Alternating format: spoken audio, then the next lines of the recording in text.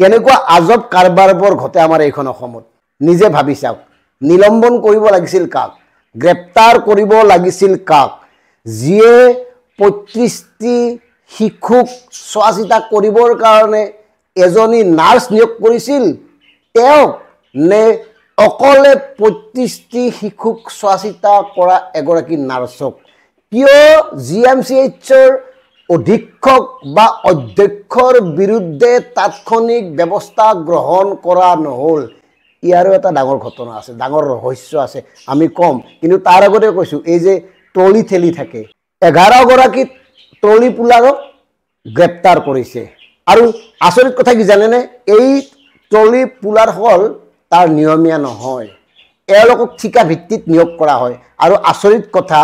এজনৰ দৰমহা ৫-৬ হাজাৰতকৈ বেছি নহয় আজিৰ পৰা 5 বছৰমান পূৰ্বে এজন ট্ৰলি পুলাৰৰ দৰমহা আছিল ২০০০ টকা এতিয়া সেইটো গৈ গৈ ৫-৬ হাজাৰ টকা হৈছে আৰু ব্যৱস্থাটো লৈছে তেওঁলোকৰ ওপৰতে যদি এই সত্য নহয় আমাক জনাওক ট্ৰলি পুলাৰ সকলৰ দৰমহা কিমান আৰু মন কৰিব ৰাইজ জিএমচিএইচত বেছিভাগ তৃতীয় চতুৰ্থ বৰ্গৰ কৰ্মচাৰীয়ে ঠিকা ভিত্তিত আৰু বিশেষ এটা সমষ্টিৰ যি স্কিল লেবাৰ আছে সেই স্কিল লেবাৰ সমূহক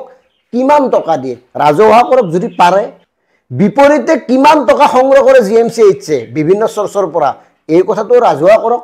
আনহাতে গুৰুত্বপূৰ্ণ কথাটো হ'ল সেই প্ৰসূতি বিভাগত কৰ্তব্যৰত চিকিৎসক কেইগৰাকীৰ বিৰুদ্ধে এতিয়াও কিয় ব্যৱস্থা গ্ৰহণ কৰা হোৱা নাই পূজা নামৰ এগৰাকী চিকিৎসক আছিল নহয় তেওঁৰতো মাতবোল কত শুনাই নাই কিয় নাই তেওঁলোকৰ ক'বলগীয়া একো নাই নেকি কৰিবলগীয়া একো নাই নেকি সংবাদ মাধ্যমে তেখেতসকলক বিচাৰি যোৱা উচিত নাছিল নেকি এতিয়ালৈকেতো যোৱা নাই আনহাতে মুখ্যমন্ত্ৰীয়ে তাৎক্ষণিকভাৱে জিএমচিএইচত উপস্থিত হৈ ঘটনাৰ বুজ লৈছে অথচ এতিয়ালৈকে কোনো ব্যৱস্থা গ্ৰহণ কৰা নাই অধীক্ষক বা অধ্যক্ষজনৰ ওপৰত কিয় তাতো এটা ডাঙৰ কথা আছে এই যে মাননীয় অচ্যুত বৈশ্য ডাঙৰীয়া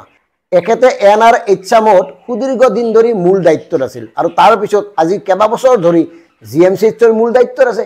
কিয় তেখেতে লৰচৰ নকৰাকৈ একেটা স্থানতে ইমান দিন অধিষ্ঠিত হৈ আছে আৰু এই বিষয়টোতে লুকাই আছে আসল খেলখন এটা শুনক আয়ুষ্মান কাৰ্ডৰ জৰিয়তে জিএমচিএইচত প্ৰতি মাহে 100 কোটি টকাতকৈ অধিক ৰাজহ সংগ্ৰহ হয় বুলি আমাক ঘনিষ্ঠ মহলে জানিব দিছে প্ৰতি মাহত যদি 100 কোটিতকৈ অধিক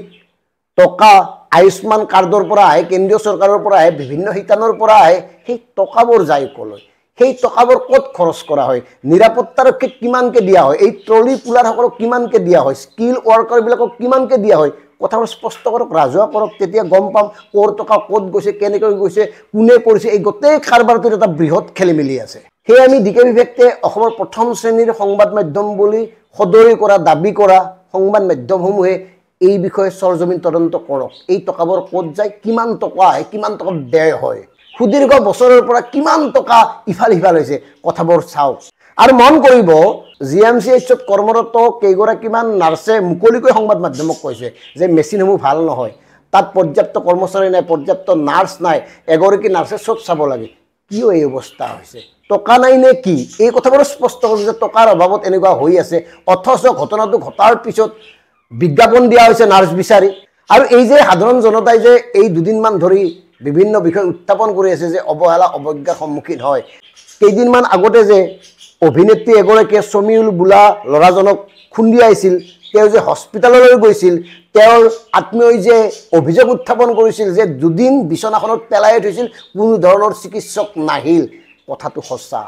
আৰু এই শিশুটোৰ ঘটনাটোৱে প্ৰমাণ কৰে এই সকলোবোৰ কথা সঁচা তাৰ পিছতে তাৎক্ষণিকভাৱে